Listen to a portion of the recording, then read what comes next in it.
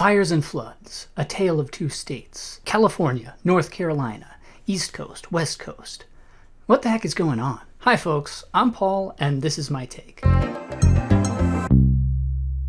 The last 5 months have been a whirlwind of catastrophic disasters. In late September of 2024, Hurricane Helene ripped through Appalachia, dumping over 40 trillion gallons of water into the mountainous region. The unprecedented torrent ripped through the valleys. Mountains acted as funneling systems, sending the flood through some of the most populous areas of West North Carolina and eastern Tennessee. Entire towns were washed away, homes completely destroyed. Over 200 lives were lost, and many people are still missing. Decades of erosion occurred in under 24 hours. Some of the most affected areas' topography is now completely unrecognizable. It rearranged the landscape of some of the areas. And if you know anything about the area, one of the main features of Appalachia is it's one of the most impoverished regions of the country. Many of the people of Appalachia live very simply. It's an area with few work opportunities, so money is pretty scarce. They don't have very much to begin with.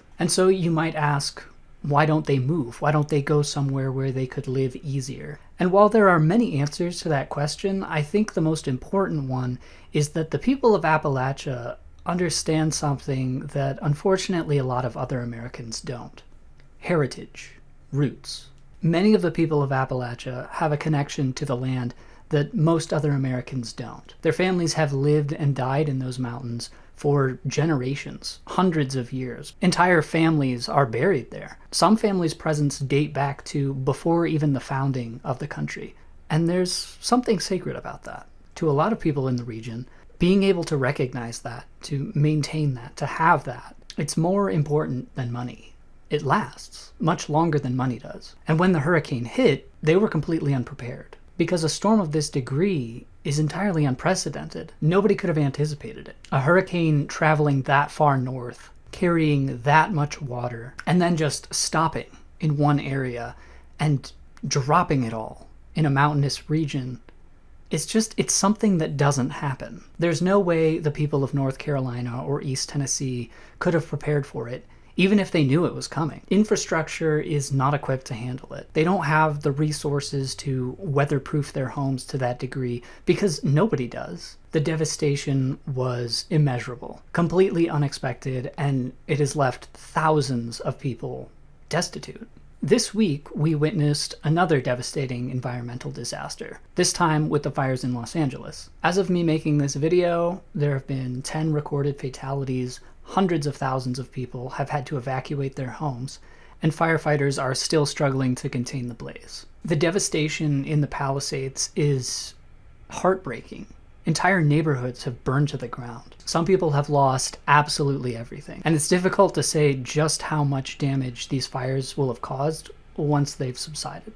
Now, if you know anything about that area of California, one of the main features is that it's one of the richest regions in the country. California is an economic powerhouse with a yearly GDP around $3.9 trillion.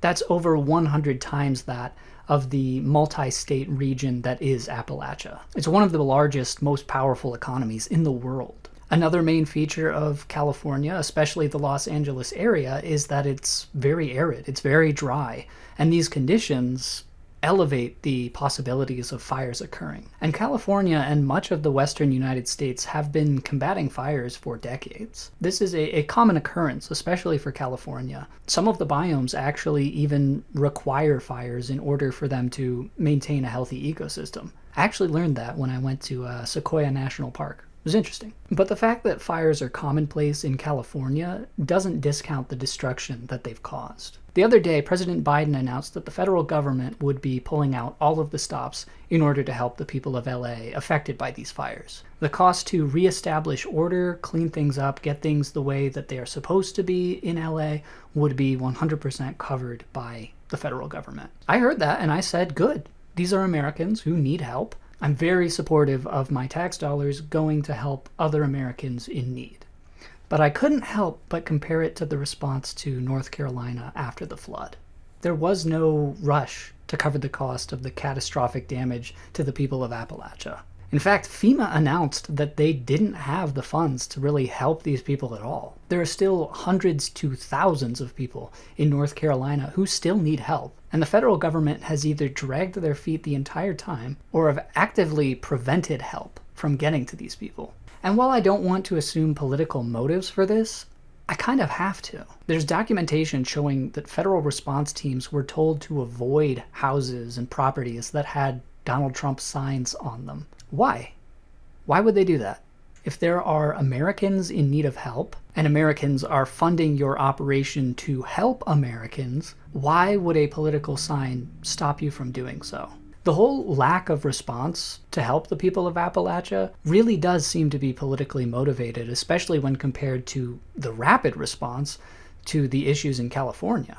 Because these are essentially polar opposite locations when it comes to politics and worldview. California is very liberal because they can afford to be, whereas Appalachia is very conservative because they need to be. And when our federal government is run by a liberal administration, it's not a great look to say you'll cover 100% of expenses caused by a fire affecting a blue area, right after you said we didn't have the funds to help with a flood affecting a red one.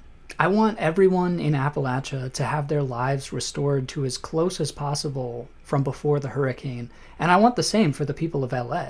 That's why we pay taxes, right? To help other Americans? Nah, Appalachia's underwater and California's on fire. Send another $1 billion to Israel. Sorry, that's a topic for a different video. Another element I want to highlight here is, again, to reiterate the point, fires aren't new for California. One of the main reasons the Palisades fires are as bad as they are is because there was no water to extinguish them. The fire hydrants there literally did not have any water in them. Their system completely failed. And water is a very important resource in California, but especially for Los Angeles, where fires are destroying the city. And California, at a state and local level, completely mismanaged that very important resource. In fact, around the same time that Appalachia was being flooded, California dumped over 100 billion gallons of reservoir water into the ocean. I know, California's water conservation system is detailed and complex. They want to protect the Delta smelt or salmon or something like that. That's fine. I want to conserve the environment too. But human life is more important to me than a fish. And there are ways that you can protect both, but if I'm given a dilemma where I can only save one, I'm picking humans every single time. I am going to set up my system to protect human life above all else. This is a terrible disaster for the city of Los Angeles. But unlike a flood in Appalachia, this is a disaster that LA should have been prepared for. It's one that the city should have expected to have happen, because it's happened before all over the state, every year. And the state of California has been under improper management for decades, implementing policies that are inefficient or even detrimental to human life and flourishing. Tight restrictions on water, tight restrictions on controlled burns create the perfect conditions for these kinds of fires, some of the worst fires imaginable. And that's what we're seeing right now. I'm seeing a lot of people on the left call this out as a product of climate change, but I and many other people are not at all convinced by that argument, especially for this particular situation, because this fire was 100% preventable. But the leadership in California reorganized their priorities to the point where this was almost inevitable. A few years ago, when Maui burned down, policy decisions created the conditions for that fire, and the same sort of thing is happening in California. Now, I'm still supportive of federal aid going to assist the people affected, even if they are affected by the incompetence of leadership in those areas. I want them to get the help that they need. But once that's taken care of, people really need to have a sober conversation about the leadership in these areas affected by these kinds of disasters. We need to ask ourselves these questions. Given the history of environmental phenomena of the area, was this something that we could not have prepared for? Was the system in place when disaster struck designed to protect and uphold the well-being of humans above everything else? And was the system in place to respond to said disasters designed to protect and uphold the well-being of human life above all else? If the answer to any of these questions is no, we need to ask why. Maybe there's a good reason for a negative answer, but almost all of them are bad. we need to reorganize our systems to prioritize human life above all else. That should be obvious, but apparently it's not, because we have state governments creating the conditions for these disasters. The FDA is working with food and pharma companies to poison us with harmful ingredients. We've got a screwed up medical system that profits off the sickness of American citizens, and a federal government that doles out aid depending on which type of Americans are in need. This should be unacceptable, regardless of who you are, where you live, or how you vote. And it's my hope that with an incoming new federal administration, we're going to start to see all Americans prioritized, especially in times of crisis. I'm not necessarily expecting that, but I can be hopeful. If anything, the last 5 months have taught me an important lesson. And that lesson is it's important to have a network of people around you for when calamity strikes. It's important to have people that you know who are willing and able to help you in a time of need. Because oftentimes, nobody in government is coming to help you. I say know 10 people within 10 miles and know how you can help each other. It's important to build communities like that.